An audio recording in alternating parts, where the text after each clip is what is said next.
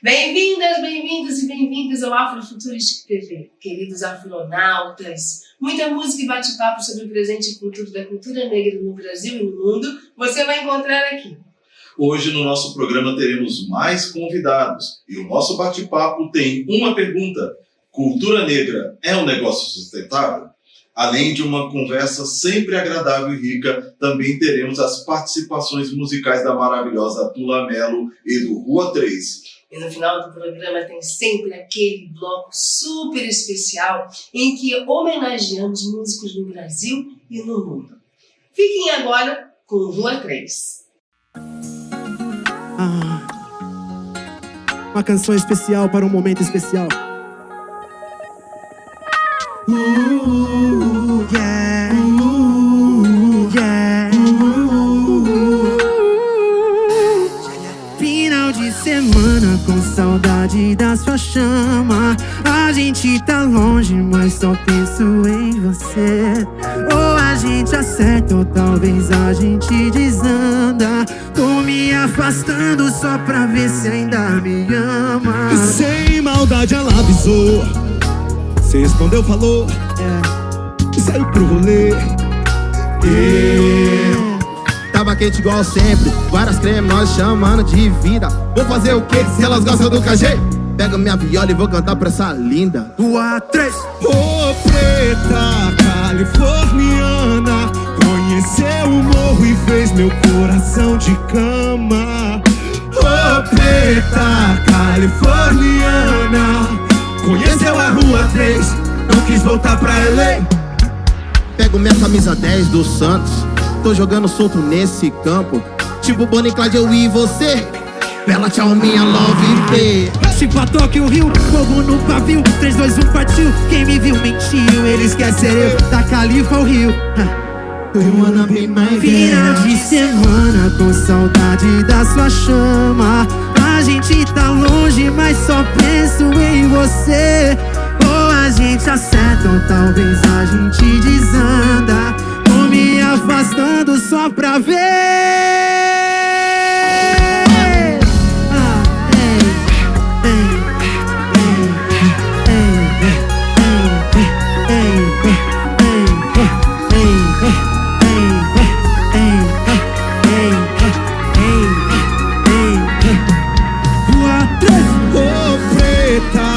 Californiana, conheceu o morro e fez meu coração de cama.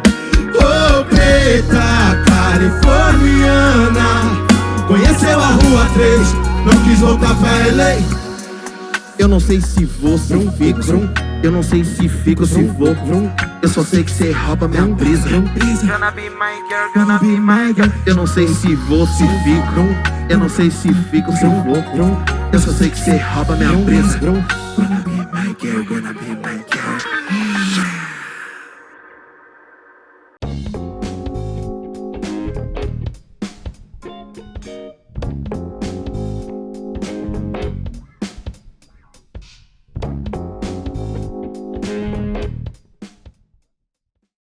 Legal, Rua 3, que eu tenho um carinho enorme por esses meninos. Guardem esse nome porque eles vão ter muito, vocês vão ouvir muito falar desses meninos, misturando hip hop, R&B, soul, é muito bom. E lembrando que o Cauê, um dos integrantes, é filho do Netinho, do nosso amigo Netinho de Paula.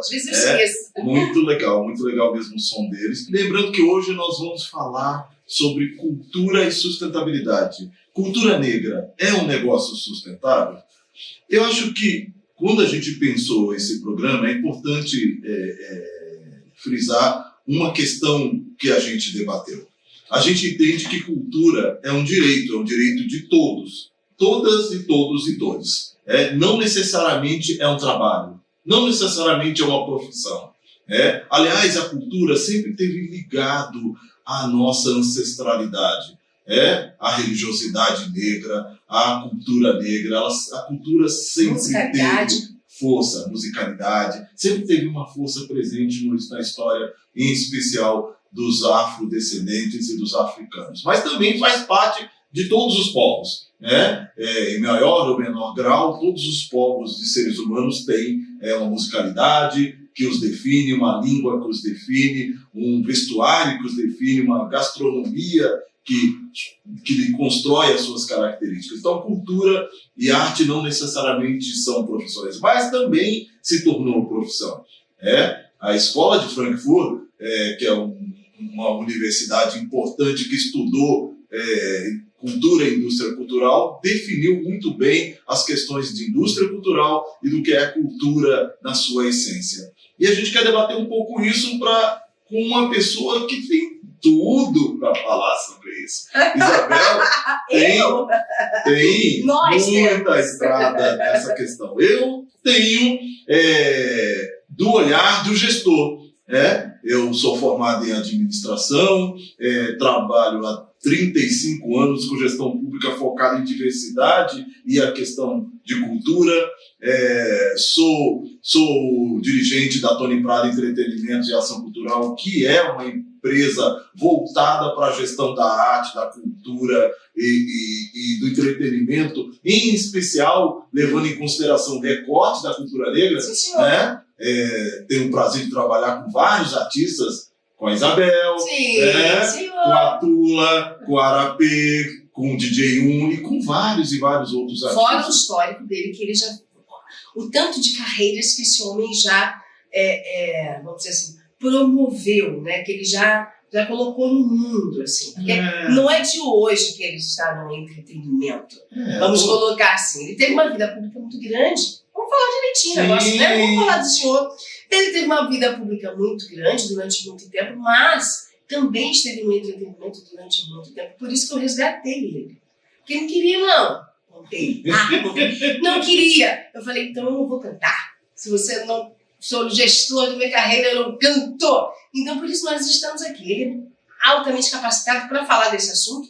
Somos, né, de olhares diferentes, né, de prismas diferentes. Às vezes a gente diverge um bocadinho, mas nem tanto.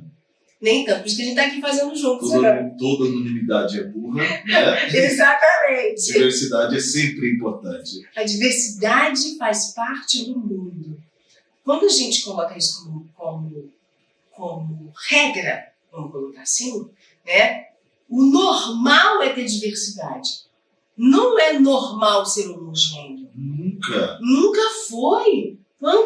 Só olhar o mundo, os povos, as tribos, os gêneros, as cores. Os animais, as plantas. É só uma questão de percepção. É porque o homem ele quer, né, ser Deus, né? Eu sempre digo isso. Ele quer comandar algo que é incomandável. Não tem como. Sim. Então, falar de cultura negra é falar do berço da humanidade, por exemplo. Sim.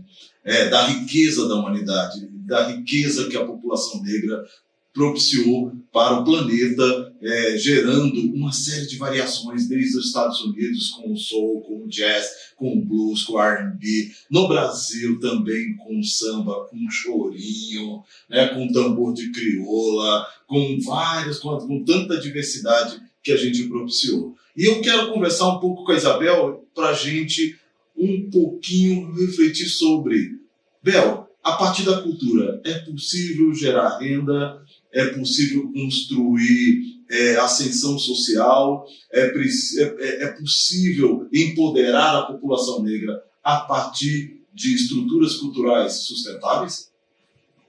Possível é. Tem jeito. Nós estamos tem aqui. Jeito. Possível é. Não é uma tarefa fácil, mediante a estrutura que nós temos. Não é uma estrutura que nos favorece, a gente sabe disso. Mas hoje é muito mais possível do que ontem, mediante ao despertar do nosso povo. Enquanto o nosso povo estava ignorante, achando que era realmente descendente de escravizados, isso se tornava cada vez mais impossível. Na medida em que os nossos meninos, assim, vamos dizer assim, de 10 anos, vamos botar 10 anos, não sei quanto tempo tem internet. Quanto tempo tem de internet? 10 anos, 15 anos, o auge, né? Isso. Né? Foi aonde nós tivemos mais voz, onde nós podemos nos colocar, brigar, impor, podemos também fazer as nossas pesquisas, porque nunca foi dito para a gente na escola que nós somos filhos, descendentes e, sei lá, herdeiros de reis e rainhas. Isso não existia. Eu, por exemplo, não tenho essa memória. Não, eu fui aprender isso já mulher adulta. Sim. Então, a partir desse olhar, a gente percebe que agora sim a gente tem a possibilidade de fazer essa transformação. Não vai ser uma transformação da noite pro dia, não vai ser fácil, mas a gente precisa começar. Já começamos. Isso, que lindo. E a gente começa, quando a gente fala da riqueza dos reinos, das civilizações africanas, tem muita gente que assistiu o filme Pantera Negra e se encantou com Wakanda. Uma ficção, uma ideia de um império econômico e forte, tecnológico negro, a partir de uma forma afrofuturista de contar, mas pouca gente sabe que de fato existiram civilizações isso negras. Nos pertence. Que isso existiram. É nosso. Reis, rainhas. Aliás, é importante dizer que vários reis e rainhas foram escravizados. E alguns viveram no Brasil. Olha que coisa. Eu falo que isso é uma enciclopédia. Eu aprendo com ele 24 horas por dia. Aliás, Luísa Maim, que é Luísa mãe Maim. do Luiz Gama, muitos estudiosos atribuem a ela que ela fazia parte que ela era de fato uma descendente de rainha, ela era uma rainha de uma civilização, de um povo africano. Que é outro detalhe que as pessoas precisam saber. A gente tem uma ideia de que africano era um povo só, e não era. Assim como na Europa haviam várias nações, civilizações, os romanos, os gregos, os franceses, o povo que deu, os vários povos que deram origem aos ingleses, à Inglaterra, na África também eram centenas e centenas de povos, de culturas, de civilizações e de línguas. Não é dialeto, é língua. Sabe? São as várias línguas que compunham o continente africano. E a gente não sabe disso. Mas é importante dizer que os escravocratas sabiam. Eles misturavam povos nas senzalas. Eles misturavam gente que falava de língua diferente, de cultura diferente, exatamente para evitar que eles se organizassem e pudessem reagir à escravidão. Mas tudo isso contado numa nova narrativa, numa nova cultura, pode propiciar o que eu falo, geração de dinheiro. E a pergunta que eu sempre faço é: dinheiro, Bel? Dinheiro. Eu gosto dele. Você gosta dele? É claro, tem que gostar dele. Não me disseram que eu deveria gostar dele. Não dizem pra gente que a gente deve gostar dele. Dizem muito, muito pelo contrário. Não, você fica aí no seu canto, ali não é pra você. Você às vezes olha para um restaurante chique, bacana, né? Sim. Quer comer uma comida diferente e tal. Às vezes a menina da periferia olha para aquele lugar, para outros ambientes também, e acha que não, aquilo não é para mim. Eu não cheguei a pensar tanto assim, não, porque acho que por conta de criação, enfim, por conta de ser modelo desde pequena, e isso me levar para outros lugares e tal, conviver com outras pessoas, fez com que eu me achasse pertencente daquele lugar. Sim. Ao contrário do senso de muitos meninos e meninas. Sim. Muitos. Mas eu sempre me achei pertencente. Mas não é nos ensinado isso. Que é legítimo você querer melhorar de vida, que é legítimo você ter direito à educação. Participar da riqueza que você constrói. Que você tem... Vamos lá, galera. parte. Você tem parte nisso. Que você tem parte no 14. Vou falar do 14 de maio, pronto. 14 de maio, olha só, gente. É bom lembrar o seguinte: a gente foi acostumado a aprender que o 13 de maio era o dia da libertação dos escravos. Que a princesa Isabel um dia acordou com um coração bom e resolveu assinar a Lei Áurea. Mas não foi assim. A história real não é assim. Houve muita luta, houve muita resistência, houve muita manifestação dos quilombos, dos negros e também dos não negros que eram abolicionistas. E houve uma pressão internacional. É importante dizer que naquele momento o capitalismo estava surgindo, a Revolução Industrial estava surgindo e era necessário um mercado consumidor. E nesse mercado consumidor era importante a participação dos negros. E foi nessa questão, nesse momento, que o Brasil se sentiu acuado para fazer a tal da abolição da escravatura. Mas fez isso da pior maneira possível. pense bem, os nossos ancestrais estavam no dia 13 de maio, no dia 12 de maio nas fazendas trabalhando, e no dia 13 assinou-se a Lei Áurea, e no dia 14 milhares e milhões de pessoas estavam na rua, sem trabalho, sem emprego, sem possibilidades, sem moradia. Então, esse é o dia 14 de maio. E do dia 14 de maio, é importante dizer, de 1888, marcava já 200 anos de trabalho gratuito e escravo, que ajudou a construir a riqueza da hoje 12ª economia do mundo. Nossos ancestrais trabalharam 400 anos sem remuneração. E agora é hora da gente discutir a nossa participação na riqueza que os nossos ancestrais ajudaram a construir, não é não, Belzinho? Eu gosto dessa parte. Eu gosto dessa parte de tomar posse daquilo que nos é de direito. Como é que a gente vai fazer isso, Isabel? Trabalhando junto. A grande discussão aqui, internamente, que vocês vão ver ao decorrer dos programas, é exatamente a questão da unidade que nos falta. Da unidade, de andarmos juntos, de pensarmos juntos, ainda que você não concorde muito comigo, mas que você tenha uma boa ideia, que essa boa ideia possa proporcionar uma escala, olha,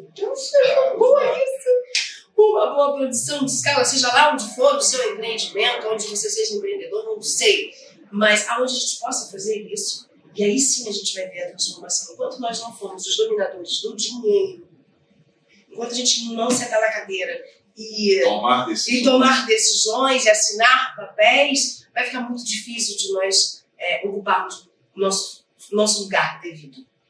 E eu acho importante, inclusive, quando a gente fala de dinheiro, Bel, falar também que seria muito interessante que nós negros tivéssemos capacidade de ressignificá-lo. Porque o dinheiro acumulado, o dinheiro que domina o mundo hoje, ele tem em si também uma parte da cultura acumuladora advinda do eurocentrismo, né? Então, essa cultura de acumular, sem que o dinheiro tenha o seu papel social, tenha a sua função social, é algo que a gente pode construir diferente. E a gente já tem experiências no mundo, né? Tipo o quê? Tipo Oprah, tipo Jay-Z, tipo pessoas que se tornaram ricas, mas construíram uma possibilidade de ressignificar o papel do dinheiro em relação à sua comunidade. Veja, não só porque olhando, as pessoas têm a mania de olhar por uma história vencedora sem olhar o antes. Sim. Né? A Oprah, por exemplo, é uma das minhas, acho que de muita gente, né? Mas é uma inspiração muito grande por conta da história que ela teve, da infância que ela teve, a adolescência que ela teve, e ainda assim ela conseguiu ir devagar, não foi da noite para o dia que ela construiu um império, que ela é dona de uma televisão, enfim, que hoje ela pega, distribui e investe em outros jovens. Hoje tem muita gente que fez faculdade porque a Oprah investiu. Então ela entende isso como uma escala, por isso não deixa de ser uma escala. É um investimento social, sim, mas ela está vendo ali na frente que aquele menino que ela está investindo vai virar, sei lá, um engenheiro, vai virar não sei eu o que ele vai querer ser. Pode ser o que ele quiser, mas houve alguém aqui que entendeu como é que a coisa vai estar funcionando. É que a gente não aprendeu ainda com eles, né? Sim. Eu acho. Vamos ouvir um pouco do que um convidado nosso, que é parceiro na construção do Afrofuturo, que é o Euler Alves, que é diretor da Associação Cultural Bloco do Beco, e que vai conversar um pouco com a gente sobre como ele pensa e falar um pouco do trabalho dele no Umoja, falar um pouco dele do trabalho da cultura da periferia e como é que ele pensa essa relação da nossa cultura ancestral, da nossa cultura contemporânea e a riqueza e dinheiro.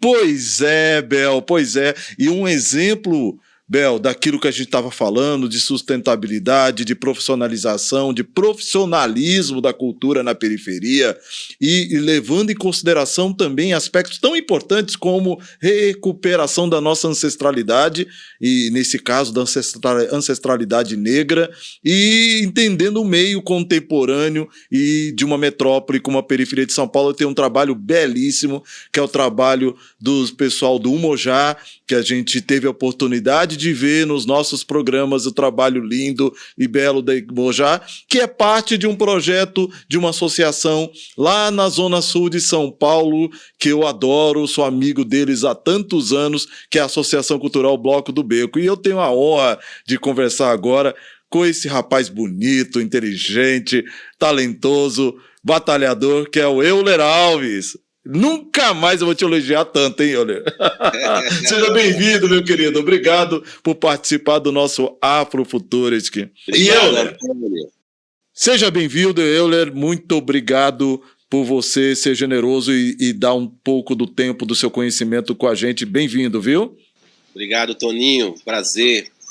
Gosto muito do Afrofuturistic. Eu acho que essa conversa essencial entre ancestralidade e o nosso futuro, né? Porque um ditado africano famoso diz que o futuro está atrás, né? É preciso a gente olhar para trás e o passado garante esse futuro. Então, eu acho que o Afrofuturistic tem um futuro promissor e um passado garantido, né? Sem memória não é possível construir o futuro. Sem identidade, e a identidade é dada pela memória, não é possível construir o futuro. Euler, fala um pouquinho. O nosso tema hoje é discutir um pouco a profissionalização da produção cultural nas periferias. E eu queria começar fazendo uma pergunta para você como artista, como produtor. Euler, é possível construir sustentabilidade, gerar renda, trabalhar a cultura nas periferias? Olha, essa pergunta ela é provocadora, porque nós estamos tentando fazer isso há algum tempo, né? Temos ainda poucos cases de sucesso com essa pegada, com esse arranjo, né, de sustentabilidade. Um arranjo que a gente tem conseguido fazer e que tem se mostrado eficiente aqui, pelo menos nas periferias que eu acesso, é a profissionalização dos indivíduos, não é? De tempos, a gente conseguiu colocar esse carimbo profissional mais no indivíduo do que eu acredito que na própria ação, né?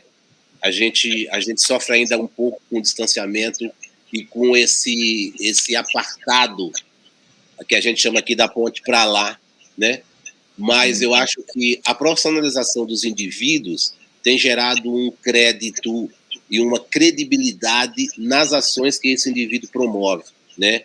A partir de certo tempo, nessa nossa contemporaneidade aqui, os indivíduos foram profissionalizando, foram se formando, foram estudando, e com isso as ações que eles desenvolvem, como é o meu caso, como é, acredito, o nosso caso, e o caso das pessoas que estão envolvidas e fazendo também essa nossa ação, que é o Afrofuturistic, tem dado credibilidade a esses processos, né?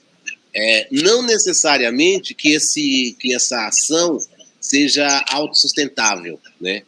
Ainda estamos numa dependência enorme do poder público, né? E também, eu estou falando de tempos que eu estou construindo um histórico, a iniciativa privada tem se mostrado interessada nessas ações da periferia. Mas por quê? Porque nós provamos que nós somos melhores no que a gente faz, entendeu? Do que a carapuça e do que o estigma que nos empunhavam, que nos cunhavam de não saber fazer ou de fazer qualquer coisa. E uma das coisas que a gente percebe aqui, que eu tenho falado dessa nossa fortaleza, é o seguinte: nós, indivíduos pretos, temos uma capacidade multitarefa. O que é uma capacidade multitarefa? Como o indivíduo ele é por si universo, né? Porque as culturas pretas elas não separam as atividades artísticas, né? Como o eurocentrismo colocou tudo em caixinha. Quem faz dança, quem faz teatro, quem faz música, e quem faz arte, manuais ou artes visuais. Cada um faz um. Quando os caras chegam e encontram em nós indivíduos falam, porra, não é possível que o cara faz. E a gente tem provado que com profissionalismo, com estudo, né, com bases fundamentadas, históricas inclusive, a gente consegue fazer nesse processo várias tarefas bem feitas, né? E essa é a grande, eu acho que essa é a grande aposta algumas instituições que tem hoje espalhadas por aí que está apostando um pouco ainda do que sobra do dinheiro nas ações pretas, tem percebido isso, que são indivíduos multitarefas, indivíduos múltiplos, que conseguem fazer coisas importantes e coisas fundamentais nesse processo criativo, cultural, que a gente vive aqui na periferia de um modo geral. A gente entrou nessa reflexão profunda que a gente vai voltar daqui a pouco, mas eu conheço tanto o trabalho de vocês há tanto tempo que esqueci de compartilhar isso com o nosso público afrofuturista. Fala um pouquinho do trabalho de vocês, o que vocês têm feito. Eu conheço, mas eu queria que você falasse um pouco, lembrando que nos vários episódios do Afrofuturista que a gente vai ter um pouco do trabalho que o Euler desenvolve. Mas fala um pouquinho, Euler. A gente mantém aqui na Zona Sul um coletivo de culturas populares afro-brasileiras, no plural mesmo, e nós reproduzimos aqui algumas dessas manifestações culturais, e por ser um grupo essencialmente preto e de religião de matriz africana, né, a gente está junto há pelo menos uns 25 anos, né? Começamos lá pelos idos dos anos 2000, final dos anos 90, por aí. E a gente mantém o grupo se chama o Mojá. O Mojá é uma palavra africana, uma palavra banto, né? E significa unidade, união, tudo que está junto. O símbolo, a dinkra do Mojá é uma intersecção que começa e continua infinitamente. Então o Mojá significa isso, e nós escolhemos esse nome exatamente por isso, porque estamos juntos há muito tempo, criamos filhos, hoje tem netos, né, dentro do movimento, e da importância de se ter as crianças, de se ter as crias nesse processo. Então a gente faz shows voltados à cultura popular, às culturas populares afro-brasileiras.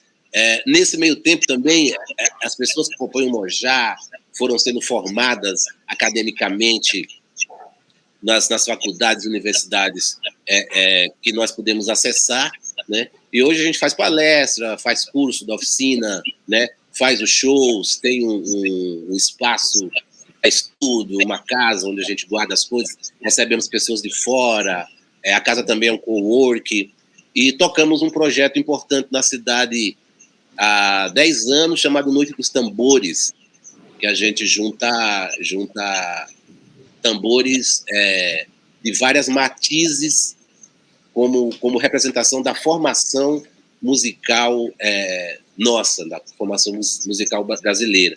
Então, uma vez por ano, esse ano vai acontecer de novo, em novembro, no dia 26, essa atividade chama Noite dos Tambores. A gente passa a noite inteira tocando, já chamamos gente de vários lugares. Esse processo, durante esses 10 anos, resultou num livro bacaníssimo, bem produzido, bem feito, com gente bacana falando, uma pesquisa importantíssima do professor Salomão sobre esses tambores, sobre essa... Salomão, que você falou, é esse? Não, esse é um querido parceiro. Nosso professor aqui também é base fundamental desse processo, tanto o povo do Mojá como um todo, as meninas, os meninos todos, fotografia, luthier. A gente tem uma equipe de 35 pessoas nesse processo todo, que está junto há um tempo já fazendo esse processo, desde o design até o cara que produz o site e tudo, porque a visão de preta para colocar as coisas, né? Então, se o site é construído por alguém que é preto, então esse tom tá aí. O Pichote que faz o filme, que é preto, dá outra visão, põe outro ângulo na história. Então a gente tem esse projeto que é um projeto bacana e que esse ano vamos fazer de novo, estamos desenvolvendo isso. É um pouco das nossas ações essa aí.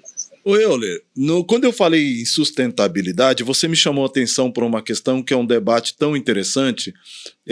Eu sou das pessoas que defendem que o Estado nunca, em tempo algum, deixará de ter participação na produção cultural.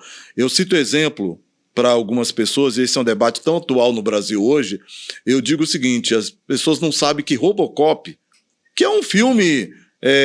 tem seu mérito, mas é um filme de puro entretenimento, sem grande aprofundamento cultural tal. No entanto, as pessoas não sabem que Robocop recebeu 37% do seu orçamento foi advindo do Estado, de fomento do Estado, do órgão de cultura do governo norte-americano. E aqui no Brasil a gente vive essa polêmica maluca quanto à presença de recursos de Estado. Como é que você pensa isso? Como é que você vê isso? E a pergunta, quando se fala em sustentabilidade, você acha que um dia será possível a gente desenvolver cultura, em especial nos territórios negros, na periferia dos negros, as pessoas consumirem sem que a gente precise de recursos do Estado? Você acha que isso é possível ainda no Brasil? Essa grande polêmica com o recurso público, com o nosso recurso, ela é estritamente por causa da discriminação dos fazeres culturais que o país ainda não sabe valorizar, né?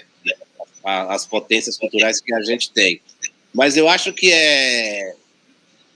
eu vou colocar impossível, mas eu acredito que o Estado, ele essencialmente é parte fundamental desse processo de fomento à cultura e de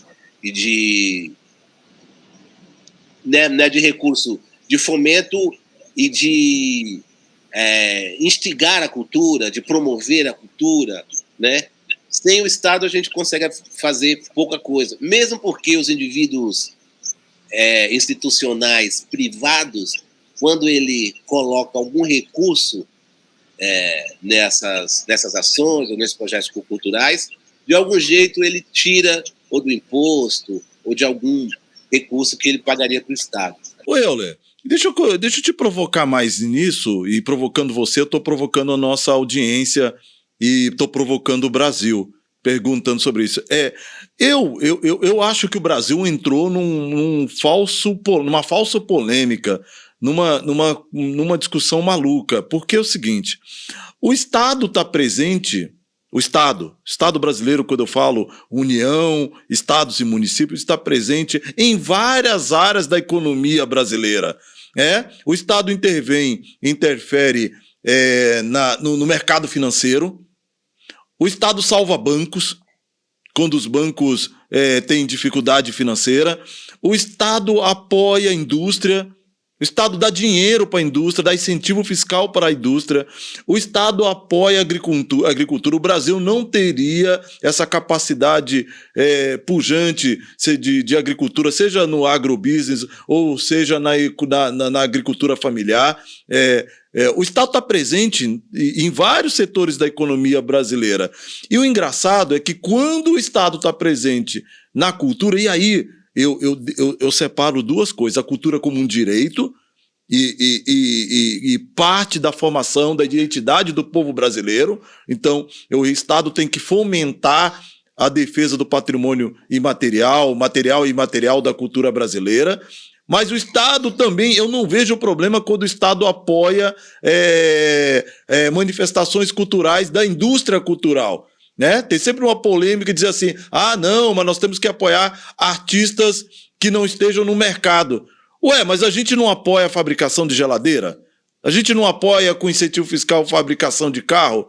Então, na verdade, eu acho que, claro que com graus diferentes, eu acho muito mais interessante que o Estado fomente atividades como o Mojá, que tem mais dificuldade de adentrar a questão do mercado das empresas, mas não vejo problema quando o Estado também fomenta uma indústria do cinema ou fomenta um grande artista, porque atrás de um grande, e do lado e na frente de um grande artista, tem sempre um técnico, um iluminador, um operador de som, então é um time grande. Então, assim, você concorda comigo que nós estamos fazendo uma discussão meia fora de contexto? Concordo. Pode divergir também. Oi? Desculpa. E pode divergir também. Não, eu concordo em parte, porque eu acredito que essa. Peraí, gente. Peraí, que aqui. Oi? Quem que tá aí? Já que tá, aparece de vez aí. Oi! Olha aí, ó, o nosso afronauta. Meu neto. Netinho. Mas eu acho que a gente peca nessa valorização da cultura, porque nós então teríamos o mesmo valor que o Estado coloca quando ele coloca dinheiro no agronegócio, por exemplo, se o nosso processo cultural ele fosse possibilitado junto com a nossa formação educacional já na primeira infância, com a idade dessa criatura que está aqui, que é o meu neto, né? É um país ainda que não consegue possibilitar esse acesso, né? A gente tem feito várias ações em escolas aqui pela Zona Sul. Chamam, a gente vai.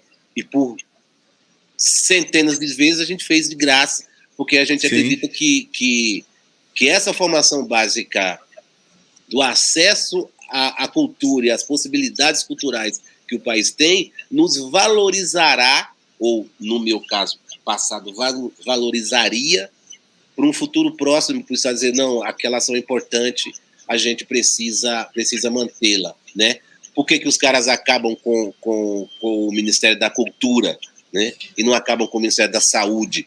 Porque ainda não temos o fundamento ou a programação, a consolidação de que saúde e cultura são coisas muito iguais ali. O indivíduo que acessa as possibilidades culturais do país dele, ele é um indivíduo muito mais saudável, né? Socialmente, fisicamente também. É isso. Que legal. E é importante a gente pensar. Eu tenho certeza, e é triste como parte da própria Zona Sul de São Paulo conhece o trabalho que o Mojá, o Bloco Beco, tem feito, que é muito bonito.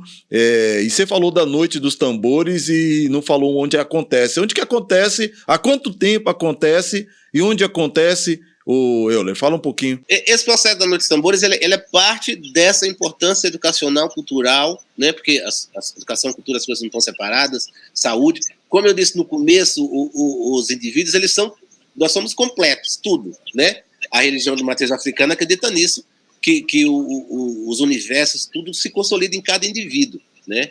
E aí a gente cria a noite. Ele acontece aonde? Em que local? Esse ano, por exemplo, ele vai acontecer aonde? Casa de Cultura do Emboimirim, aqui em São Paulo. Isso. Aqui na Zona Sul. É a primeira Casa de Cultura da cidade de São Paulo, né? Sim. Tempos idos aí ainda da época da Erundina, que a casa desse projeto Casas de Cultura começa com o modelo que foi gestado aqui no Emboimirim. E aí a gente, peraí, tambor é um instrumento basicamente cheio de nuances, né? Um instrumento, a maioria tem cismas, porque é tambor, porque a gente sabe das histórias todas que o tambor envolve. E aí o projeto começa se a gente está tendo a gente tem essa cisma com o tambor, as pessoas acham que o tambor não é um elemento fundamental e às vezes usa o tambor para tudo, mas não dá a devida importância. Vamos trazer tambor para o povo conhecer, para as pessoas conhecerem e tal. Foi esse mote que possibilitou a criação do projeto e que e que a gente busca tambores originários, né? Que eu chamo de tambores originários, tambores ou ritmos feitos por povos específicos em lugares específicos, né? Aí a gente tem uma pesquisa enorme sobre esses tambores. Mas vai acontecer aqui na Zona Sul, né? Parte desse processo de educação. Aí a gente tem livro, tem filme, tem tudo que possibilita entregar para nós mesmos, né? Não é uma entrega, eu vou entregar para o cara que, ou para a instituição que patrocinou, não, a entrega do nosso processo cultural é para nós mesmos, né? E nós mesmos é quem está junto, é o Afrofuturis, é meu neto, é a casa de candomblé que eu frequento, esses somos nós. Que legal, muito interessante. Você falou, eu me lembro da fundação da Casa de Cultura do meu Boimirim, eu acompanhei na época, eu trabalhava na Secretaria Municipal de Cultura com a secretária Marilena Chauí, naquela época, era secretária, e eu estava tentando me lembrar da coordenadora. A gente tem pouca memória, às vezes, mesmo nós pretos da cultura, e às vezes a gente não tem memória de como é que as coisas começaram. Eu não sei se você vai lembrar, eu estou tentando lembrar da primeira coordenadora da casa, que aliás faleceu, já está em outra dimensão, mas claro. Oi? Claro que lembro, criatura fundamental. Aqui Como é que era o nome dela, Euler? Zilda Rosa. Zilda, isso mesmo, isso Zilda. mesmo. Nossa homenagem aqui para Zilda, eu conheci, uma batalhadora. Isso, né? Acolheu a gente super bem, tinha uma cabeça muito boa para lidar com os coletivos. A gente criou esse conteúdo aqui, Euler, não é para valorizar só famosos da questão cultural e da questão racial, é para lembrar e dar visibilidade também para personagens como a Zilda, que pessoa fantástica, e com você também, que é uma pessoa que eu admiro demais pelo trabalho que faz. Tem gente importante aqui, não é. Por exemplo, eu não estaria aqui fazendo isso se a Zilda não tivesse existido lá, fundamentalmente para criar a Casa de Cultura, né? Talvez as casas de cultura pudessem levar um pouco mais de tempo para aparecer se a Zilda não tivesse lá com a luta social, com a luta por moradia, né? Uma militante política aguerrida, né? Que me ensinou um pouco sobre essa luta política e essa luta cultural daqui. Você vê como é que a memória vai vindo. Lembrando da Zilda e do trabalho de vocês, eu me lembrei também de um vereador metalúrgico preto que foi muito fundamental nesse momento, que aliás também se foi esse ano, que é o Vital Nolasco, né? Foi uma pessoa que ajudou muito nesse processo, nessa construção. Você sabe que ele trabalhava na CMTC, se não me engano, né? Ele na CMTC, isso, eu falei metalúrgico, mas na verdade é CMTC, acho que é isso mesmo. Acho que... Não, ele trabalhou na Metal Leve também. Metal Leve, Não sei se foi ele também. Mas figura importante nesse fundamento de ocupação mais social, cultural, mais socialista na Zona Sul, né? Promovia os mutirões para fazer casa e tudo. Era um guerreiro bom. Era um guerreiro bom e continua presente nas nossas lutas e nas nossas construções. Para mim, infelizmente, aquilo assim, ó, de nosso tempo sempre passa rápido quando a gente tem conteúdo, quando a gente tem gente boa. E eu tenho a agradecer, viu, Heller? Agradecer à Associação Bloco do Beco por tudo, pela parceria, agradecer você por esses conhecimentos, por compartilhar com a gente essa sua sabedoria, esse seu saber que você recebeu dos seus ancestrais e continua passando para os seus descendentes, inclusive com um que acabou de participar aqui da nossa tela, acabou de entrar. Como é que é o nome dele? Bernardo. Obrigado, viu? Muito obrigado pela sua generosidade. Obrigado, Toninho. Obrigado, Afrofuturis, que eu acho que nós temos um projeto bonito, bacana, né? Projeto bem fundamentado, e a gente precisa correr trecho para mostrar, para receber, para dar, né? São essas as coisas, é o ciclo, é onde as coisas se completam, né? No passado, no presente e no futuro. É nisso que nós acreditamos. Muito obrigado, Colofé. Até a próxima. Strumming my pain with this vision, sing my life with this one, killing me softly with his song, killing me softly with his song, telling my whole life. He's one's killing me softly with that song.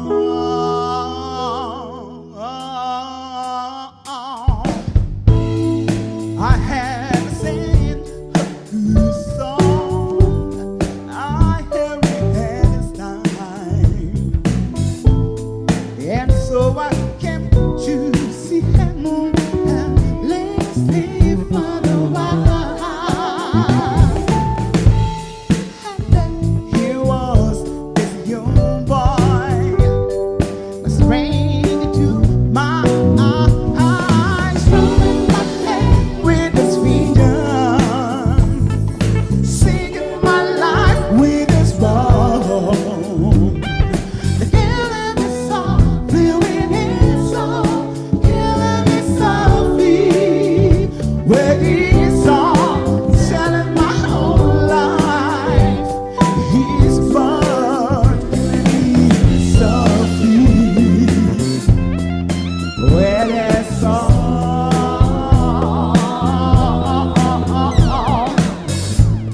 I felt the floods and fever, and my wrist by the ground. I felt it from my lady, and we she all along.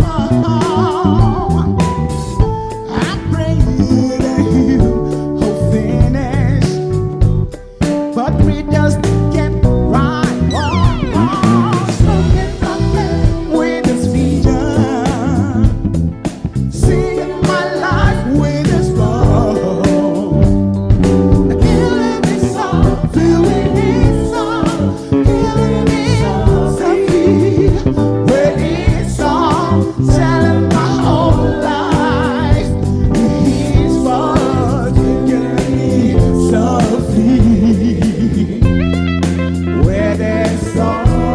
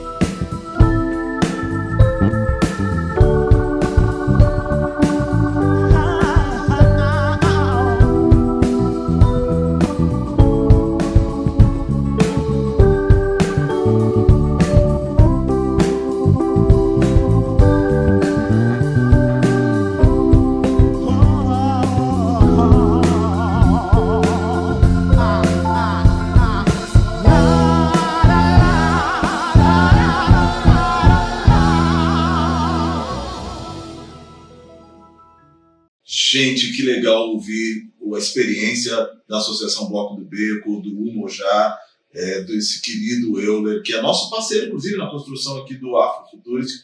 E muito obrigado, Euler, pelos seus conhecimentos. E eu fiz questão de pedir para o Euler falar aqui, porque o Euler tem desenvolvido um trabalho já há muito tempo que tem a ver com a preservação da nossa memória, a preservação do nosso patrimônio imaterial, explicar o que é isso. Né? Legal. Nem todo patrimônio cultural é aquele que você pode pegar. Tem coisas que são conhecimentos que a gente passa de pai para filho, de avô para neto, de ancestral para contemporâneo, e a gente pretende repassar para o futuro como um patrimônio. A ONU, a Organização das Nações Unidas, definiu essa ação, a partir da Unesco, como patrimônio imaterial. Né? Muito do que se produz na cultura negra é patrimônio imaterial, não se pega na mão, não é o patrimônio material. E o trabalho de preservação do tambor de crioula, né? De preservação de algumas das manifestações culturais que os nossos ancestrais africanos nos deixaram, são importantes como preservação do patrimônio imaterial. Né? A própria religiosidade, né? Que são raros os livros que a gente encontra história, que a gente encontra ensinamentos, é muito raro isso. E acho até que não é tão bom. Eu acho que nós temos que registrar esse tipo de patrimônio, esse tipo de sabedoria. Por exemplo, quantos vós e vós sabiam mexer com as plantas? Sim. Sabiam produzir remédios e curas. Eu não quero brigar com a indústria farmacêutica, longe de mim isso, mas tem muita cura nas plantas. E os nossos ancestrais têm essa sabedoria e é passada oralmente, coisa que eu adoraria encontrar isso dentro de livros, porque senão isso vai se perder. Mas olha que engraçado, parte do que hoje a ciência e a indústria farmacêutica, como você disse, é absorvido. Tem muito conhecimento ancestral ali. Eu me lembro quando era criança, a gente costumava dividir entre farmácia e indústria farmacêutica e aquilo que a vovó fazia, escolhendo plantas e tal. E mesmo isso, às vezes, dá a impressão que foi feito para enganar, porque 80% do que se produz na indústria farmacêutica é tirado das plantas que estão nos nossos reservatórios como a Amazônia. Esse conhecimento está lá, esse conhecimento existe e muitas vezes ele é aproveitado para a produção desses remédios que estão na indústria farmacêutica. Ou seja, o tema que a gente está tratando aqui hoje, cultura pode se tornar economia sustentável? Aquele conhecimento da comunidade quilombola, que ainda está lá, pode se transformar em riqueza para a construção da sustentabilidade do nosso povo? A gente está acostumado muito a falar sobre apropriação cultural. Sim. E às vezes tem umas polêmicas sobre apropriação cultural muito, aí às vezes meio sem sentido. Às vezes e às vezes com muito sentido. Vezes... Mas aonde eu acho que ele tem muito sentido é aquele que diz o seguinte, que tem a ver com o seguinte, uma série de conhecimentos que nosso povo e os indígenas também têm sobre ciência, sobre medicina ancestral, que tem sido apropriado pela ciência contemporânea com base europeia, e essa riqueza é transformada em dinheiro sem que o nosso povo... É aí que eu queria chegar, você foi exatamente onde eu queria chegar. Vou deixar você brincar com isso aí. Não quero brincar com isso não, porque esse negócio é muito sério. É muito sério, a gente detém do conhecimento, a gente vai lá, ensina, ou a gente é uma palavra forte, né? Ou a gente é furtado dessa sabedoria, né? Nos é roubado essa sabedoria. E aí vem os caras lá que tem o negócio do dinheiro e vai pegar e toma. E a gente que ofereceu o conhecimento, a gente ofereceu. Isso é milenar. Isso é milenar. E então, como é que a gente faz para retomar isso? Aí quando aparece, de vez em quando, aparece alguém assim, muito que detém esse conhecimento, que herdou de alguém, né, da família, aí vai lá e coloca e distribui e expõe. Essa pessoa às vezes é silenciada. Não pode aparecer essa pessoa, porque senão vai conflitar com uma indústria enorme que está aí fora. Tem, eles vão lá, eles pesquisam, eles buscam, mas e os remédios que têm efeitos colaterais? Quando você vai na essência da planta, se você souber usar a planta, ela não tem efeito colateral. Sim, Ela vai, de fato, te curar. É aí que está a diferença. sim. É aí que me dói quando eu vejo a nossa sabedoria, a nossa riqueza, porque isso é uma das nossas riquezas que foram roubadas. Fico chateada com isso. Pois é, e o remédio para a gente evitar essa apropriação indébita é a gente começar a refletir como é que a gente faz a administração, gestão dos nossos negócios. Vamos lá. São Paulo e Rio de Janeiro são as dezenas de escolas de samba que são um centro de conhecimento africano Sim. e afro-brasileiro que a gente está perdendo. Muitas vezes, por a gente não entender como é que a gente pode transformar esse espaço. Não, além de um espaço da comunidade, um espaço social, também como uma possibilidade de geração de conteúdo. Um espaço social, né? Um espaço de fato Como é que a gente pode vender? Como é que a escola de samba pode dar ter uma boa instrumento? gestão, né? Uma gestão onde ela consiga perdurar. Muitas das vezes, se nós não temos esse conhecimento, às vezes é passado por um outro não preto por conta disso. Vou citar um exemplo.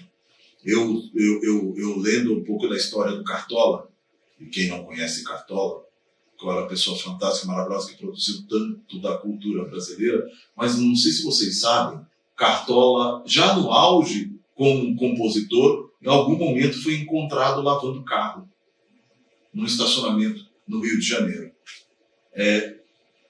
Dificilmente você vai encontrar um artista não negro que tenha construído tanta produção como Cartola e você reencontrá-lo depois descapitalizado ou desprestigiado do ponto de vista da riqueza. E isso acontece, na minha modesta opinião, em função da nossa dificuldade por fazer administração e gestão das nossas coisas. Não Cartola, né? Mas da nossa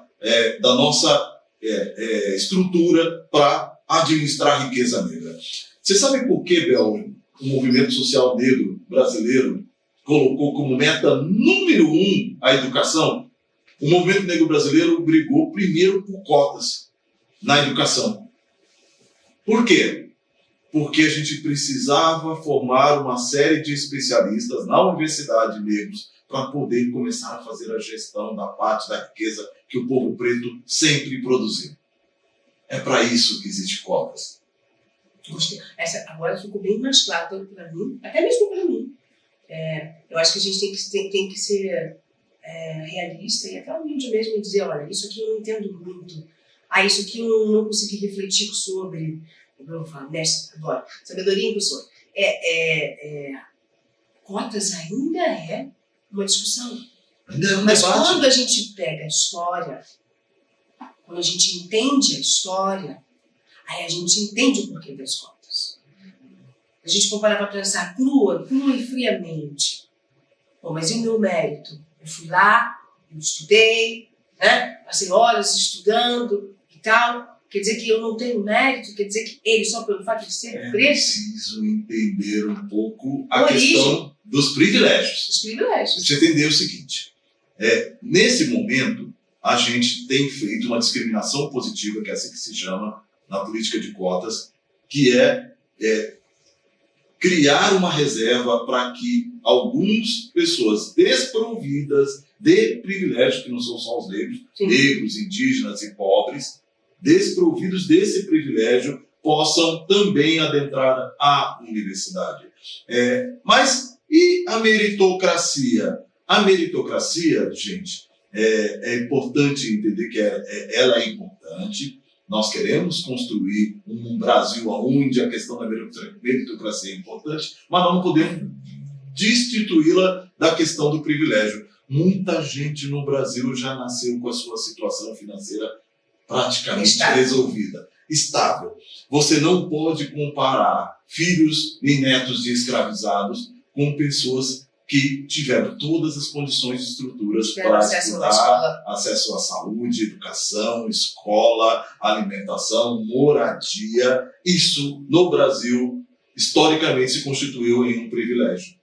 E é por isso que as cotas são extremamente importantes e é por isso que ele tem um papel fundamental para que parte do Brasil possa participar da divisão da riqueza do que o Brasil produziu. É preciso ter conhecimento científico, acadêmico, para poder gerir. E é isso que a gente tem tentado fazer. E eu quero chamar, a gente quer convidar... A gente tem histórias de sucesso, a gente vai contar isso, a gente quer falar das histórias de sucesso. E a gente quer convidar uma pessoa que tem uma história de sucesso.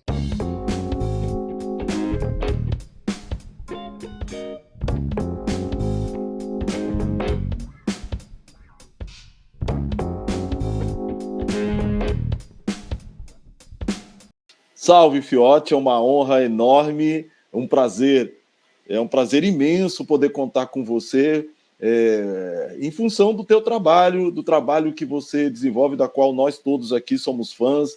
A gente aqui nos bastidores, quando a gente começou a produzir a lista das pessoas que a gente queria conversar, e a gente vai conversar nessa série aqui com muita gente importante, uma pessoa que a gente não queria abrir mão de forma alguma era Evandro Fiote, em função do trabalho que ele e seu irmão têm desenvolvido com a Laboratório Fantasma. Antes de mais nada, obrigado, Fiote, por você estar aqui.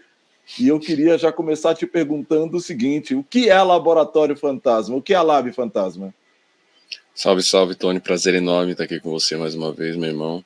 É muito gratificante poder contribuir de alguma maneira com esse projeto de vocês, que fala muito dessa importância da gente trabalhar de uma maneira coletiva para conseguir evoluir nas conquistas, né? Não só para a população negra, mas de certa forma para o Brasil como um todo, né?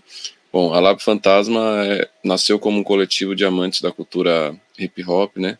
Com um desejo muito grande de profissionalizar de contribuir para a profissionalização desse segmento através da veia empreendedora, e a partir disso usar de todos os valores que foram fundamentais para a emancipação da juventude negra, através da cultura negra de uma maneira geral afrodiaspórica, mas que desencadeou na forma revolucionária como o hip hop impulsionou não só a indústria criativa nos anos 90, mas também a juventude negra para a construção de espaços onde a nossa arte, onde a nossa cultura fosse valorizada, prestigiada, e esse recurso financeiro pudesse circular dentro da nossa economia. Então, de certa forma, a Lab nasce desse propósito, evidentemente, num primeiro momento, para gerir a carreira do meu irmão, que é o Emicida, e eu, junto com ele, a gente fundou a Lab com esse propósito. E fala para mim, meu irmão, quais os principais desafios? O que foi mais difícil nessa construção para vocês? Quais foram as maiores dificuldades? Sim, eu acho que o abismo, né, da desigualdade social, na verdade, faz com que a maioria de pessoas como nós tenha que escolher o caminho do empreendedorismo e alternativas por conta de uma estrutura sucateada que prejudica a qualidade de vida e o bem-estar, não só nosso individual, mas da nossa família e do nosso povo, né? Então, para ser bem sincero com você, é o que a gente vê na periferia todos os dias, pessoas com uma capacidade de criatividade muito grande, não sendo consideradas dentro do plano do Estado brasileiro.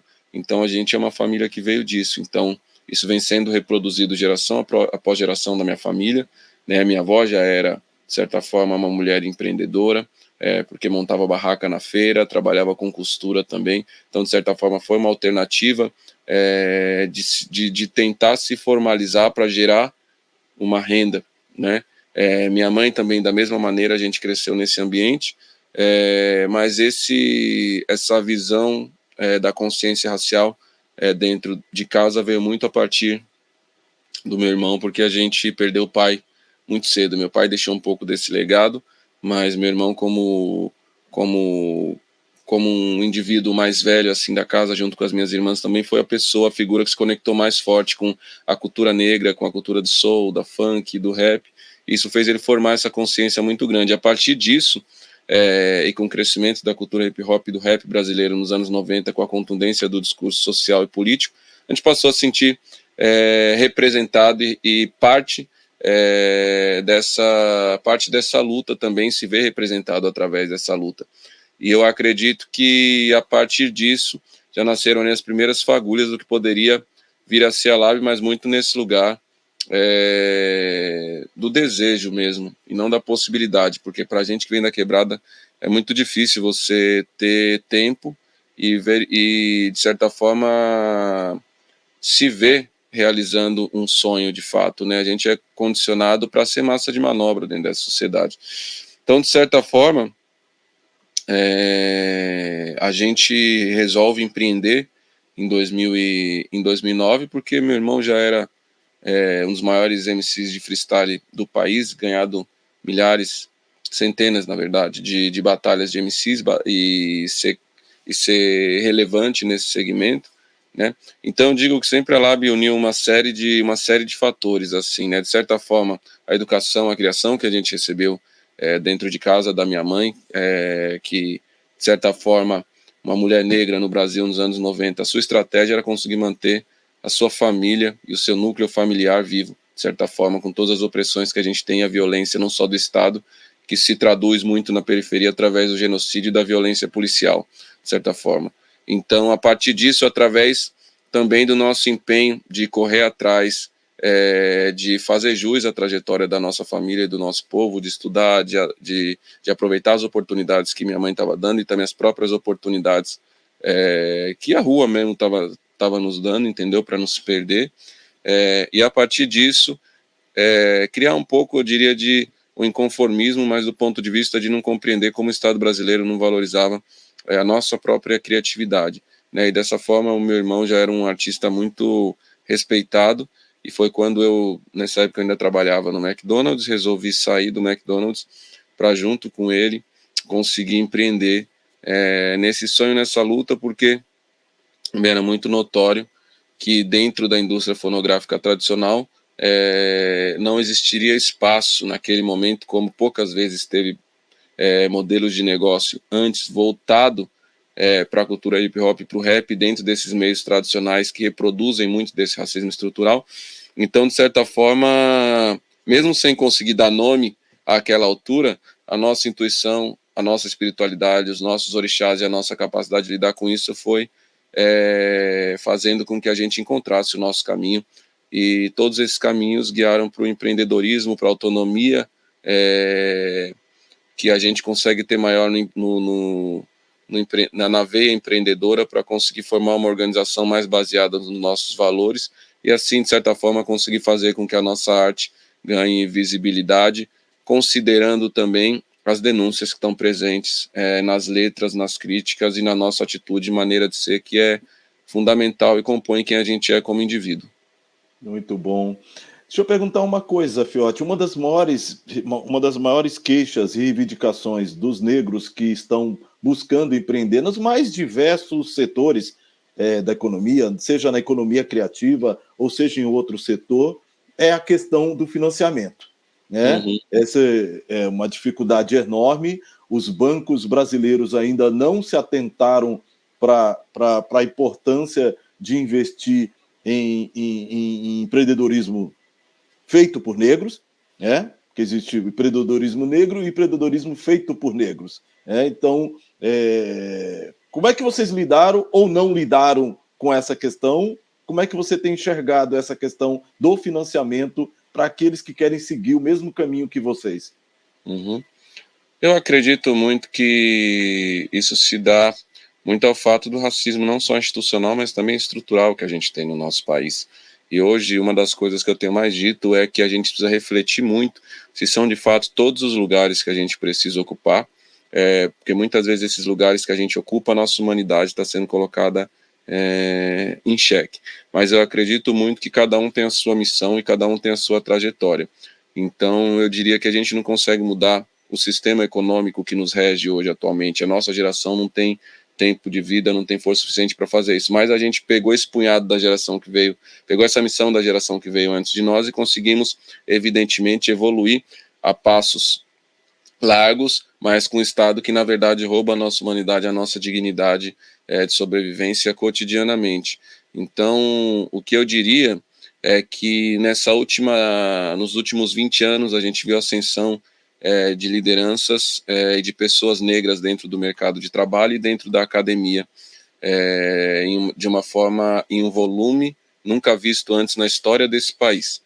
Isso tem uma luta política e é muito importante dizer que isso foi fruto direto do ativismo e do movimento negro, entendeu? Das décadas anteriores à nossa, e não foi só uma política pública que foi implementada a partir da instituição do governo Lula. Não, Lula, de certa forma, assinou a caneta, mas de certa forma toda essa luta veio antes. E aí, quando a gente diz isso, a gente reflete sobre a importância que a gente tem agora de formar novas lideranças negras para que estejam nessas cadeiras, para poder, de certa forma, com a sua visão de mundo, com a sua trajetória, com a sua consciência, que poucas vezes a gente fala disso dentro do ambiente corporativo, poder ter tomada de decisão coerente com o Estado que a gente vive, com a história desse país, do ponto de vista de quais são as populações e quais são os povos que estão sendo excluídos e marginalizados desde a fundação, desde o descobrimento do Brasil em cima dessa violenta prática da escravidão, que foi o holocausto que o nosso povo enfrentou, sabe, que está, de certa forma, perpetuado em todas as violências cotidianas que a gente enfrenta até hoje no país. E, de certa forma, eu acredito que quando você tem pessoas como nós dentro desses espaços, assumindo essa luta coletiva, eu acredito que a gente consegue ter um olhar ali dentro para que segmentos da sociedade consigam olhar para o empreendedorismo negro como uma força motriz importante, não só de emancipação da nossa população, mas, de certa forma, do motor de desenvolvimento do país que a gente faz parte, né? A arte, a gente vê isso de uma maneira muito, muito nítida. A arte negra, ela consegue superar diversos desafios, não tem um segmento estético ou musical ou do entretenimento que você olha hoje, você não vê a forte influência criativa da cultura negra. E só que a hora que você passa para as estruturas de poder, sejam no nosso caso, né, tanto as gravadoras como as produtoras, né, mesmo através da lei, por exemplo, do incentivo audiovisual, é nítido que a maioria do recurso nos últimos anos destinado a incentivo à cultura da lei do audiovisual não foi direcionada para produtoras e para estruturas que valorizavam a diversidade e a pluralidade do povo brasileiro, tanto da população negra como da população LGBTQIA+, e da população indígena. Então, de certa forma, esse sistema ele retroalimenta essas diferenças. E por isso que eu acredito que, ao mesmo passo que é importante a gente ocupar esses espaços, é importante a gente construir caminhos alternativos por um empreendedorismo com maior autonomia, porque uma organização ela é baseada em valores, ela é baseada numa missão e ela é baseada em propósito. Você consegue, evidentemente, colocar no seu plano de negócio um propósito que ele vai servir de interesse marqueteiro, mas não com a missão real que a sua empresa tem ou que a sua organização tem dentro da sociedade, sabe? Eu acho que quando a gente tiver mais lideranças negras dentro desses espaços de financiamento e de suporte para a missão empreendedora da população negra, dentro dos bancos e dessas estruturas organizacionais, eu acredito que a gente vai conseguir avançar mais nessa possibilidade de ver no empreendedorismo um caminho fundamental para elevar realmente a distribuição de renda dentro da população negra e melhorar a nossa qualidade de vida e dessa forma melhorar a sociedade que a gente vive com mais diversidade de ponto de vista, com o nosso olhar realmente sendo incluído de uma maneira mais humana em todos os sentidos, nas mídias, na comunicação, nos esportes, na academia, na ciência, dentro dos tribunais, entendeu? Porque essas organizações vão ser de fato vêm sendo já impulsionadoras, porque hoje o segmento de empreendedorismo no Brasil ele é muito grande. O que está acontecendo é que a gente está pagando um preço alto, muito alto do ponto de vista individual, o que acaba ocasionando muitas vezes mais tarde um problema de saúde ou outras questões que a gente sabe muito bem, como saúde física, saúde psicológica, porque ainda vivemos à margem da onde circula a maior fonte de recurso e onde os negócios vêm sendo priorizados não só para financiamento, mas também do ponto de vista de networking, da onde essas empresas estão direcionando o seu recurso financeiro para projetos, para construção de marca, etc. Então, eu acredito muito nesse olhar de visão de mundo. Eu acho que a visão de mundo que a gente traz, a gente tem que tomar cuidado para não perder ela dentro desse mercado completamente da branquitude violento que a gente enfrenta para com os empreendedores e com as pessoas negras, e construir novas organizações para que a partir disso a gente consiga ter um ecossistema mesmo, onde ele se oxigene e defenda o seu ponto de vista, porque o nosso ponto de vista de sobrevivência, de bem-estar da população negra é um ponto de vista político. Então a gente precisa de organizações que se comprometam politicamente com isso. Infelizmente, hoje no Brasil, a maioria dos bancos não tem esse olhar, não tem esse ponto de vista como uma missão.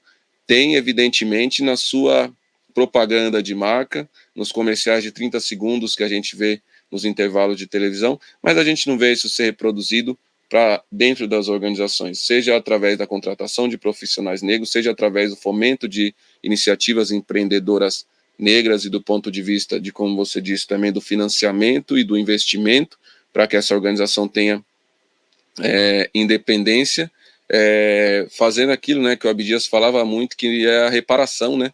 Na verdade, nosso povo precisa de reparação e essas organizações precisam ter essa consciência de que depois de séculos de escravidão a gente foi abandonado nas ruas sem direito à dignidade nenhuma e ainda sendo violentado e perseguido pelo Estado brasileiro em todos os sentidos, inclusive do ponto de vista criativo e cultural, através da lei da vadiagem, por exemplo. Então, é uma missão muito dura, mas é importante a gente cobrar essas estruturas para que isso aconteça, porque na verdade é o que é nosso por direito. Legal, legal. Fiote, uma coisa que tem surgido muito a partir da economia criativa é as pessoas aproveitarem as novas tecnologias e as redes sociais, internet.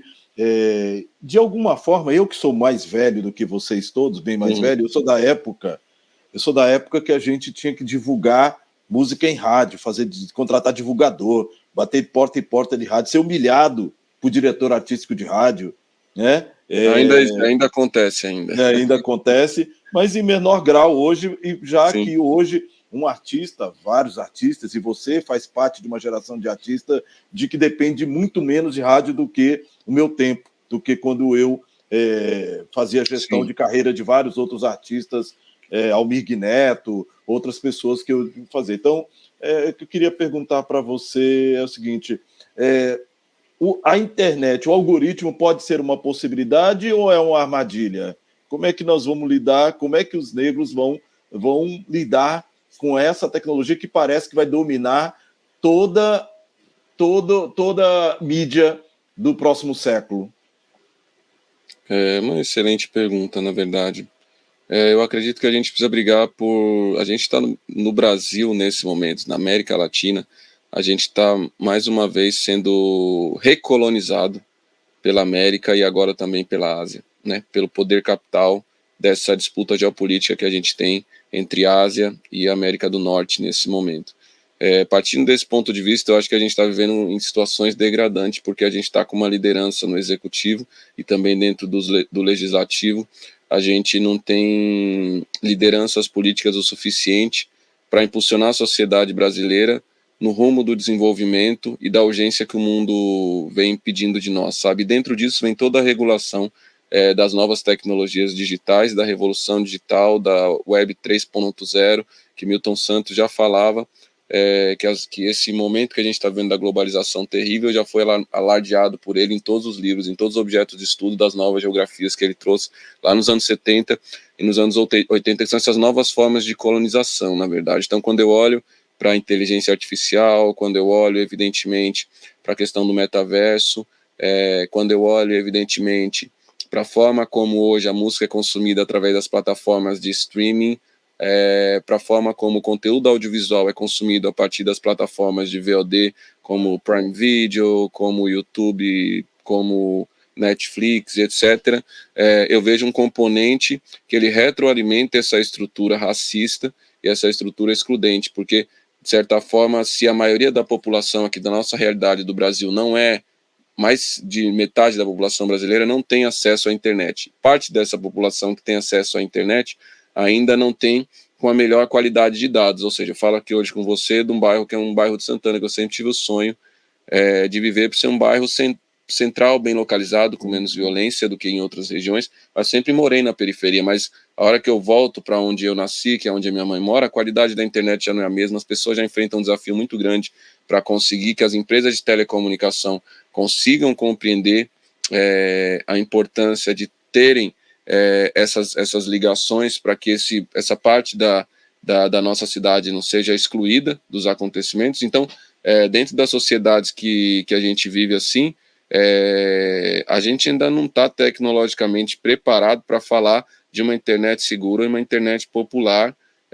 e que vai valorizar a gente como indivíduo ali dentro. E entra muito essa questão do racismo, a inteligência artificial, que é uma questão que vai ditar, já está ditando, mas que vai ser muito mais presente em termos dos modelos de negócio dessas organizações nos próximos anos. Por isso, eu insisto no que eu falei anteriormente, é importante que a gente dispute esse protagonismo do ponto de vista político, é importante que a gente dispute esse protagonismo do ponto de vista político também da construção de novas organizações baseadas em outros valores, porque é importante, através da Web 3.0, a gente ter sim um ambiente seguro, um ambiente onde nossos dados não sejam usados de maneira negativa para vender produtos que, na verdade, vão retroalimentar toda essa estrutura racial que vai fazendo mal a essa cadeia tóxica para a nossa própria população e fomentar esses novos negócios. Me preocupo bastante com essa nova era, porque agora a gente não tem o mesmo tempo que a gente tinha 100 anos atrás. A gente tem uma questão socioambiental muito grande para resolver, não só no Brasil, mas no mundo, e as lideranças que a gente tem hoje, infelizmente, a pandemia evidenciou que elas não estão comprometidas de fato e que a gente não tem um líder global ou uma organização global que faça com que os interesses da coletividade, da sobrevivência do mundo pelas próximas gerações esteja acima dos interesses individuais e comerciais do capitalismo, nesse momento que a gente vive, onde a gente tem empresas que acumularam trilhões durante essa pandemia, tendo uma riqueza surreal, que nunca houve na história da humanidade, na mão de tão poucas famílias, na mão de tão poucas organizações, e isso voltando tudo para países prioritários como Estados Unidos, China, enquanto a gente tem a África passando uma desigualdade muito grande, inclusive do ponto de vista de distribuição das vacinas, e podendo colocar o mundo inteiro em risco novamente. Então, se a pandemia que a gente enfrentou agora não foi o suficiente para evidenciar como esse mundo tem caminhado por valores individualistas, meritocráticos de uma maneira errada e equivocada e racistas, que é o que organiza toda essa estrutura, é muito importante que a gente consiga, de certa forma, não só continuar existindo, mas construindo outras alternativas, inclusive dentro das novas tecnologias, porque eu acredito muito que realmente a gente foi beneficiado, como talvez a sua geração não foi, do ponto de vista de ter essas novas tecnologias. Mas no começo dos anos 2000, esse conhecimento do malefício que essas tecnologias fariam para as construções que a gente teve também sociais, e do ponto de vista também de disputar esse protagonismo e de ter uma autonomia realmente para a população negra, para os nossos corpos, e o que significa os nossos corpos ali, é um debate que vem sendo levantado nos últimos anos e que é fundamental, porque essas máquinas vão aprender muito com a nossa maneira de ser e agir. Isso pode se voltar contra a gente, como já está se voltando hoje dentro dessas tecnologias que a gente já tem, através da inacessibilidade, né, ou seja, o desacesso da maioria do nosso povo por conta da falta de distribuição de acesso, renda, emprego e qualidade de vida, e evidentemente também o padrão que é reproduzido dentro dessa metodologia das inteligências artificiais e desse campo da Web 3.0. Então, a gente tem bastante luta aí pela frente, e o que eu digo é que, infelizmente, é como se a gente tivesse com uma liderança nesse momento arcaica no executivo do Brasil, enquanto essas grandes potências estão se organizando de uma maneira onde até a questão da política de drogas está sendo olhada de outra forma para recuperar a economia, como a liberação da maconha, por exemplo, entendeu? Que é uma planta e que é fundamental a gente discutir também, e que para mim está muito conectada com todas essas questões da revolução tecnológica e digital que a gente está passando. Então, se a gente não cobrar das organizações desse momento esse comprometimento, e cobrar politicamente essas organizações, e também criar novas organizações para disputar esse protagonismo, e criar regulação e leis para que realmente a gente consiga ter negócios mais saudáveis para a sociedade de uma maneira geral e não só para retroalimentar essa estrutura da branquitude, a gente vai ter grandes problemas. Aqui, quando a gente conversa aqui com os artistas da Tony Prada, a Isabel Filardes, a Tula Mello, outros que a gente conversa, a gente tem um tema que a gente é sempre recorrente, é a questão da ressignificação do dinheiro. A internet criou uma possibilidade de várias pessoas da periferia, de vários negros, até acessarem, de alguma forma, um dinheiro, um recurso que muitas vezes nosso povo não viu. Quero fazer aqui um destaque especial, por exemplo, aos meninos do funk, né? Que conseguiram, que de hoje disputam com o sertanejo o protagonismo em torno de consumo musical no país. Mas a gente sempre fala também, eu pessoalmente e a Isabel, que é a nossa representa, a gente tem um ídolo, um ídolo que a gente tem chama-se Oprah Winfrey. Por que a gente gosta tanto da Oprah? Porque a Oprah, ela não é a mulher preta mais rica do mundo, ela é a mulher mais rica do mundo.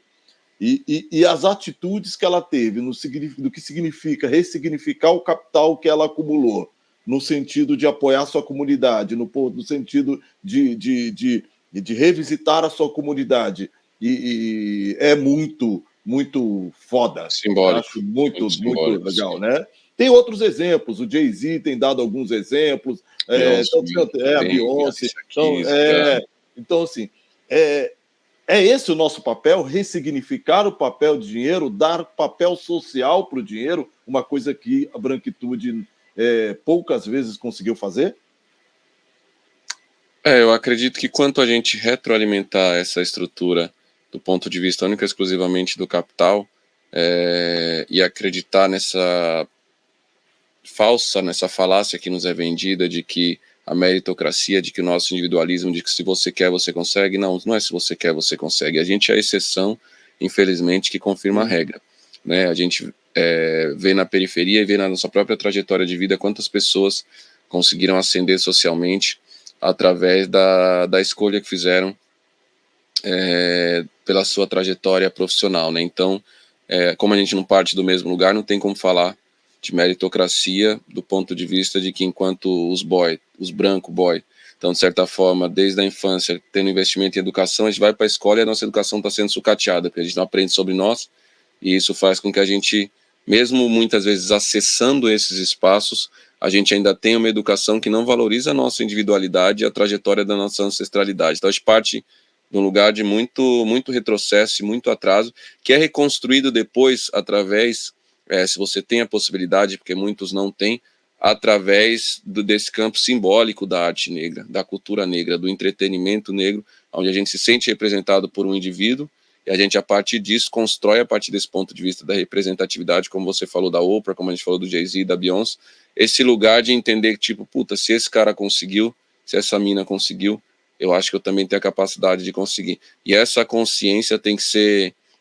conectada diretamente com a responsabilidade do investimento que você vai fazer nesse recurso financeiro que você vai ter de verdade, para compreender que mesmo dentro dessa estrutura você vai significar um corpo negro muito isolado, e é o que acontece cotidianamente com o meu trabalho. Imagino que você passou e passa muito por isso. Então a gente precisa, quando eu digo e repito que a gente precisa formar novas organizações, é porque eu vejo muito nítida hoje negociando com os grandes conglomerados de mídia, negociando com as grandes plataformas de comunicação, com as grandes empresas, tanto do ramo cosmético quanto do ponto de vista do mercado financeiro, das fintechs, etc., de que a gente tem que tomar cuidado para não se iludir com esse momento que a gente está vivendo, onde tem se falado muito de diversidade, inclusão e pluralidade, mas onde essas estruturas são muito ágeis para aprender a forma como a gente faz as coisas e, de certa forma, para se apropriar, entendeu, das características fundamentais da nossa luta.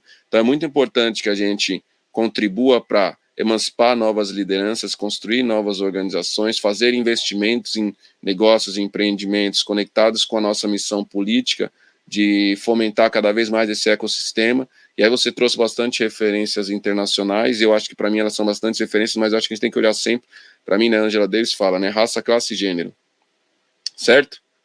Para mim é raça, classe, gênero e colonialismo.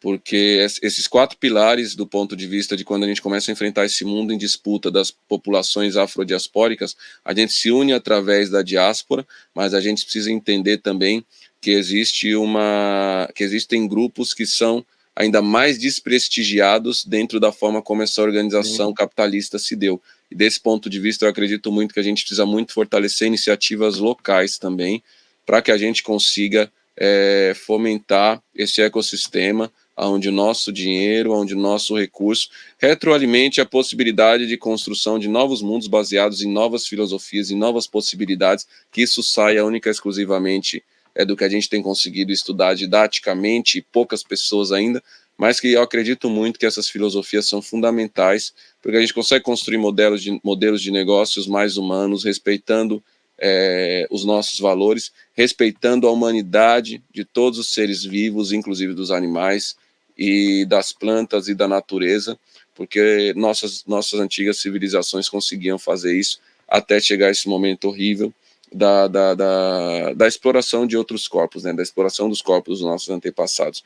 Então, eu tendo a acreditar nesse caminho, porque esse caminho não é só nossa salvação, mas é a salvação da humanidade. E a gente está no nível agora de que, se não for combatido o racismo ambiental, de que se não for combatido esse momento complexo que a gente está vivendo do desmatamento, se isso não for prioridade para as organizações, se isso não for prioridade para as lideranças políticas, não vai ter futuro para ninguém, de fato, sabe? A gente vai continuar morrendo em maior quantidade, mas de certa forma vai acontecer o que aconteceu, guardadas as devidas proporções, nesse episódio trágico que a gente viu como essas lideranças lidaram com a pandemia.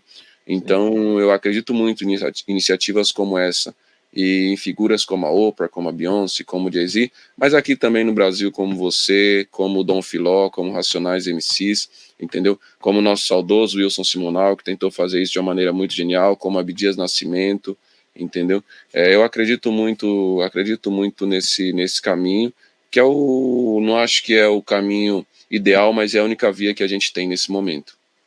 Perfeito, Fiote, muito legal mesmo. Eu quero agradecer essa sua contribuição, essa sua inteligência, sua disposição, sua vontade. Eu queria também que você desse só um spoiler. O que vem aí da Live Fantasma? O que vocês estão planejando para 2023? O que tem de novidade? Fala um pouquinho. Tem lá Rael, Drica, você, Emicida. O que vem de novidade? A gente está passando por um momento de seguida de reestruturação dos nossos modelos de negócio, porque a pandemia mexeu muito com a economia criativa no Brasil e mexeu muito com o nosso modelo de negócio, né, que antes era baseado bastante em show, e hoje, com essa escalada do crescimento da desigualdade que a gente tem no Brasil, é notório que o nosso público vem sendo mais impactado, e institucionalmente, tanto do ponto de vista municipal, como do governo federal, como do governo estadual, houveram cortes abruptos e redução de postos de emprego, etc., que estão precarizando a condição de vida do nosso povo, e está, claro, está evidente que está prejudicando negócios como os nossos, que são negócios com propósito muito real na sociedade.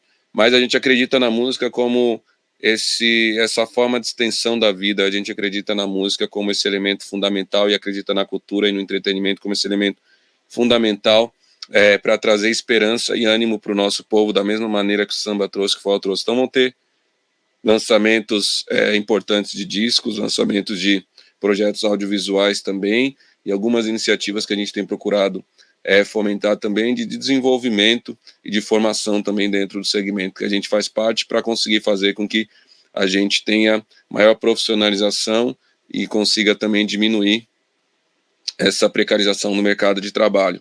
Então, a gente está se reestruturando nesse momento em que os nossos negócios liderados por pessoas negras, evidentemente, foram os mais impactados pela pandemia, mas às vezes as pessoas não têm essa noção, porque a gente não tem esse incentivo do Estado, a gente não tem outras organizações incentivando a nossa ação, então foram a maior quantidade de negócios que fecharam, e evidentemente os que ficaram sofrem com esse peso, na verdade, né? Então sinto isso afetar os nossos negócios, por isso que a luta para a gente é coletiva. Então diria que vem mais trabalhos de todos os artistas que a gente agencia, mas também a gente está passando por um momento de reorganização estrutural e reorganização de modelo de negócio, para compreender como a gente pode, como organização, cumprir ainda melhor o nosso propósito nessa nova era que vai exigir da gente novos desafios, como você bem apontou aí do ponto de vista da tecnologia, distribuição de renda, acessibilidade e compromisso com as questões sociais que vão ser ainda mais urgentes. Muito legal, Fiote. Muito obrigado pela sua participação, pela sua contribuição. Eu que agradeço. Sempre preciosa. Um abraço para o Emicida, abraço para todo mundo que compõe essa coisa maravilhosa que é o Lab Fantasma. E quero fazer um convite, que a gente em algum momento possa discutir que algumas empresas ou empreendimentos como a Tony Prada, como a Lab Fantasma, como a Bugnipe, como outras, possam, de repente, se unificar, se unir, e para a gente poder falar junto algumas questões, principalmente diante do Estado. Eu acho que seria muito legal. Já lanço essa ideia aqui para você. Concordo, penso muito nisso. Mas eu vendo o rap, né, você sabe que temos nossos desafios também, né, de unidade, mas eu acredito muito que a nossa única alternativa através do empreendedorismo é, de certa forma, mostrar que o conhecimento individual, cada uma dessas organizações tem, pode ser um elemento de conhecimento, de métodos, de práticas que coletiva, através de uma ONG, através de alguma liderança, pode ser muito frutífero para enfrentar esse novo momento que a gente está enfrentando. Então, eu acredito muito nisso, luto por isso. Muito bem, tá lançado aí o recado. Recado para Adriana, recado para o Condzilla, recado para todo mundo. Vamos dar as mãos. É isso, muito obrigado, Fiote, obrigado de verdade, e conte sempre com a gente naquilo que você precisar ou que for importante para a coletividade, para a nossa comunidade. Tá bom? Obrigado, viu? Obrigadão, querido. Tamo junto. Tamo junto. Abraço. Tchau, tchau. É por isso, é por causa de narrativas, é por causa de histórias como essas, é por causa de vitórias como essas, é que a gente produziu esse programa aqui, o Afro Futuristic. É para isso que a gente constrói essa possibilidade de falar das coisas daqui e das coisas do mundo. E falar em mundo, ninguém mais é reconhecido no mundo do que a maior banda de soul e de black music do planeta, os nossos queridos músicos do Earth, Wind and Fire, que serão homenageados no programa de hoje. Vamos ver?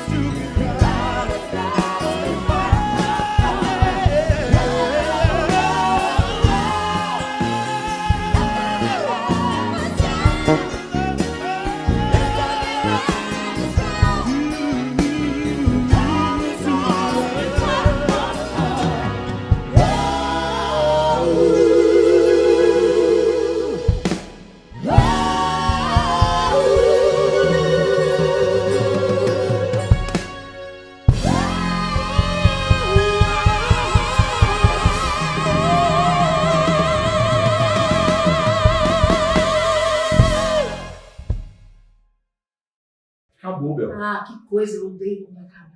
Chato. Toda vez é isso, você. Então fala tchau. Astronautas! Um beijo, até o próximo programa. Beijo.